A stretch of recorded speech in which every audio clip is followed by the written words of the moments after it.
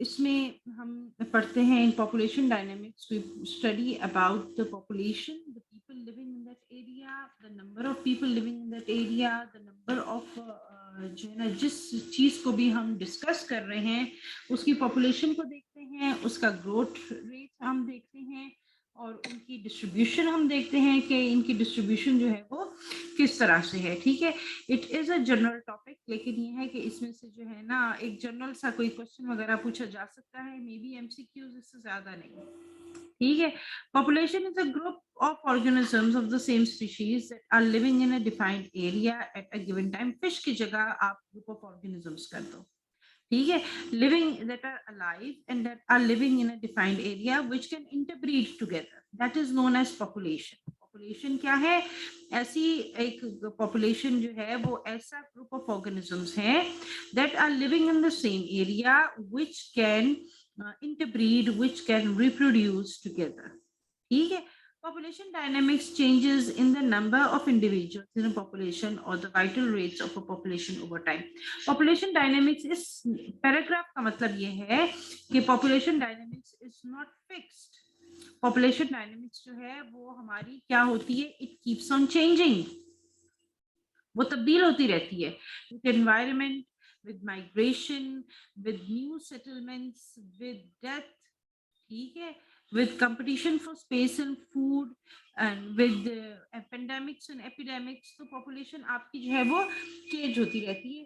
एक population की जो main characteristics होते हैं, what do we discuss in the characteristics of a population dynamics? सबसे पहले तो हम देखते हैं कि ये short question आ सकता है 1 mark का। Characteristics of a population dynamics क्या है? The size of the population.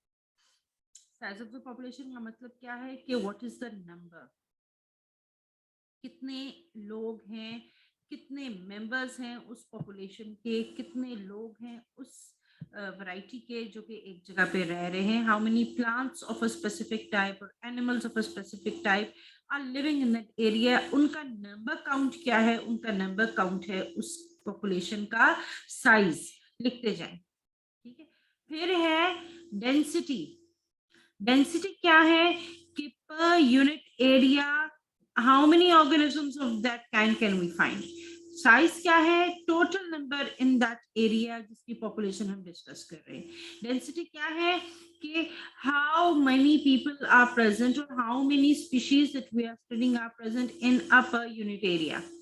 ठीक है, वो कितने हमारे पास वहां पर प्रेजेंट होते हैं। फिर डिस्पर्सल कि कैसे हैं, are they evenly distributed in that area और are they clumped together in one area. Clumped dispersal होता है, अपना यूनिफॉर्म डिस्पर्सल होता है और रैंडम डिस्पर्सल होता है। क्लम्प्ड डिस्पर्सल का मतलब ये है कि maybe they are living together but then they are living towards water. जैसे कि ऑस्ट्रेलिया देख लें, Australia is a very very large area, बहुत बड़ा एरिया है ऑस्ट्रेलिया, वेरी वेरी लार्ज है। और ऑस्ट्रेलिया में आप देखें कि उसके अलोंग द बॉर्डर्स जो है there is settlement, larger part of Australia is inhabitable, it is a very hard area. ठीक है, तो जहां पर वाटर सोर्स है वहां पर ऑस्ट्रेलिया की ज्यादातर population, it is its density is more in that side, तो उसको हम कहते हैं क्लम्प्ड dispersal.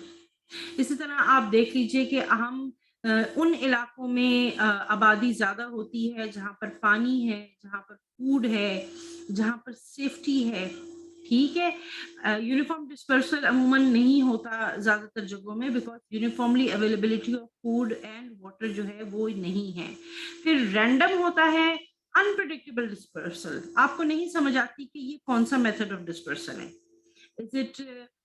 Is it because of food or is it because of water or is it because of something else? ठीक है, डिस्पर्सल्स आपके पास 3 टाइप्स की हैं। क्लम्प्ड है, ठीक है, आपके पास क्लम्प्ड है, आपके पास जो है वो यूनिफॉर्म है एंड देन आपके पास जो है वो रैंडम है। क्लम्प्ड डिस्पर्सल जो है बेटा वो क्या है? क्लम्प्ड डिस्पर्सल या डिस्ट्रीब्यूशन वो क्या है? वो होता है when the individuals aggregate in patches according to the requirement of water, food or space. Uniform dispersal है when the individuals are uniformly spaced, and random dispersal है, unpredictable है, unpredictable spacing है वहां पर, ठीक है। फिर इमिग्रेशन है, इमिग्रेशन का मतलब है moving out of that area, वहां से पॉपुलेशन मूव आउट कर रही है। Emigration, moving into that area, वहां पर पॉपुलेशन मूव इन कर रही है, वहां की जो आबादी है वो बढ़ रही है, वहां की आबादी क्या कर रही है, वहां की आबादी आपके पास क्या है, इंक्रीज हो रही है, ठीक है। तो ये आपके पास जो है ये पॉपुलेशन की वेरियस टाइप्स, फिर बर्थ्स हैं। अब उस एरिया में what is the rate of birth, is it exponential, is it less, is it lagging, is it constant. if the rate of birth is exponential तो population बहुत ज्यादा increase होगा। if the rate of birth जो है वो death जो है वो बहुत ज्यादा है तो population decrease होगा। फिर survivorship, hardship, survival of the fittest। अब ये देखिए, ये births हैं, ये देखें ये births हैं, population size is increasing, ये immigration है, entering, ठीक है। एमिग्रेशन, मूविंग आउट, ये हम पॉपुलेशन ऑफ अ ट्री की बात कर रहे हैं। डेथ्स, ये देखें ये इसने शिकार कर लिया इसको, ठीक है। These are the various characteristics of population, बहुत आसान करके इसके अंदर बताया हुआ है, बुक को आपको सिर्फ रीड करने की जरूरत पड़ेगी। Population size, the number of individuals in a population at a given time is known as the size of the population. A sudden and dramatic decrease in the population size can indicate an unhealthy population headed towards extinction. ये खतरे की बात है। अचानक किसी population में कमी हो जाए, it can lead to extinction of that species. Ecologists often use sampling techniques to estimate the population size. Sampling techniques का मतलब ये है कि एक एरिया को बाउंड्री कर लेते हैं और उस एरिया में जो है ना काउंट करते हैं कि how many species do we have over there, ठीक है। We do not count the whole area, पूरे एरिया को काउंट नहीं। फॉर एग्जांपल अब हमने अगर एक किसी ट्रॉपिकल फॉरेस्ट की सैम्पलिंग करनी है, वहां पर पॉपुलेशन ढूंढना है, तो इट इज नॉट पॉसिबल कि we will count all the trees in that tropical forest. We will take an area, random areas हम सेलेक्ट करेंगे, मे बी 1 किलोमीटर या 500 मीटर स्क्वायर, ठीक है। वहां पर हम 500 मीटर स्क्वायर का सैंपल 1, सैंपल 2, सैंपल 3, इस तरह करके अंदाजे से काउंट करेंगे और फिर एक एवरेज, एक एस्टिमेट बनाएंगे, एक जनरलाइज्ड एस्टिमेट जो है it is going to be present. Human impacts on the environment हमारा नेक्स्ट टॉपिक है, लेकिन इससे पहले हम पॉपुलेशन के बारे में जो रीडिंग है उसको हम देख लेते हैं। बुक्स की तरफ आ जाइए और बुक्स की तरफ थोड़ा सा आप लोग इसमें जो है ना, I am going to tell you some things, आप लोग बुक की तरफ जरा देखिए एंड बुक के अंदर आप कुछ चीजों को जो है just try to note them now. First of all, what is population dynamics? Population dynamics is the branch of life sciences which deals with the studies of long-term and short-term changes in size, age, composition of population, and biological and environmental processes influencing those changes. Population dynamics deal with the way populations are affected by birth, death rates, and by immigration and emigration. Okay? The characteristics of a population are growth, density, distribution, carrying capacity, viable size. Carrying capacity and viable size हमारा अभी रह गया है। Growth क्या है? Increase in the number of individuals of a population is called the population growth. ठीक है? Density क्या है? The number of individuals per unit area or volume is known as the density. For example, the number of apple trees per square kilometer in Ziyarat, or the number of E. coli bacteria per milliliter in a test tube, इसको हम कहते हैं density. तो distribution क्या है? Distribution है the way a population is distributed across an area. 3 types of distribution है, clump pattern है, uniform pattern है, random distribution है। फिर है कैरिंग कैपेसिटी। कैरिंग कैपेसिटी बेटा क्या होता है? कैरिंग कैपेसिटी असल में होता है कि एक पॉपुलेशन को हैंडल करने के लिए हैबिटेट में कितनी पावर है। उस एरिया में कितनी पावर है, उस हैबिटेट में कितनी कैपेसिटी है, कितने लोगों को वो हाउस कर सकता है। अब एक एरिया में, अब एक घर में अगर 4 लोगों के रहने की जगह है और उस घर में अगर 15 लोग रहना शुरू कर दें, तो आप देखें कि उस घर की कैपेसिटी से ज़्यादा उस घर पर बोझ है। This is the same reason कि आपका जो हैबिटेट है, the carrying capacity is very, very important.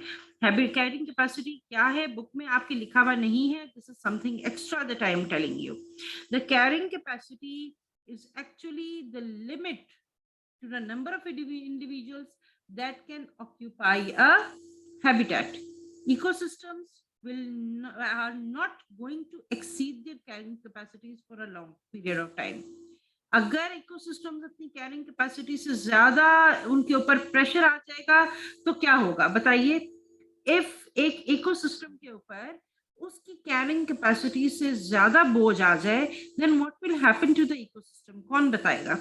Carrying capacity होती है उस हैबिटेट की बर्दाश्त कितनी है, उसके अंदर अवेलेबिलिटी ऑफ रिसोर्सेज कितने हैं, हाउ मच स्पेस है, हाउ मच फूड है, ये सारा उसका एक कैरिंग कैपेसिटी है। और अगर एक हैबिटेट से कैरिंग कैपेसिटी से ज्यादा उसके ऊपर प्रेशर आ जाए, फिर क्या होगा, कौन बताएगा, जल्दी से बताइए। What is going to happen?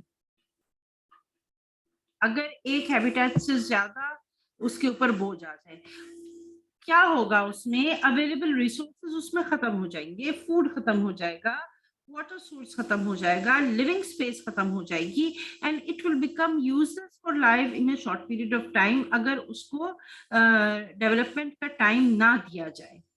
ठीक है, तो ये उसका जो है ना, ये मसला हो जाएगा उसके अंदर, अगर you put a pressure on the carrying capacity of a habitat. ठीक है, यहाँ पर ये टॉपिक हमारा कंप्लीट हो गया है। नेक्स्ट हमारा जो टॉपिक है बेटा वो क्या है, नेक्स्ट हमारा टॉपिक है impacts of human on the environment. This is an other topic, ये एक दूसरा टॉपिक है। General impacts on the environment हम इनको क्लास में डिस्कस करेंगे। अभी ऐसा करते हैं कि अभी जनरली आप लोगों ने अगर कुछ डिस्कस करना है तो आप लोग उसको मेरे साथ डिस्कस कर सकते हैं। इसकी जनरल हम एक डिस्कशन करते हैं, क्लास में इसकी रीडिंग हम करेंगे, ठीक है, और इसकी डिटेल डिस्कशन अगले लेक्चर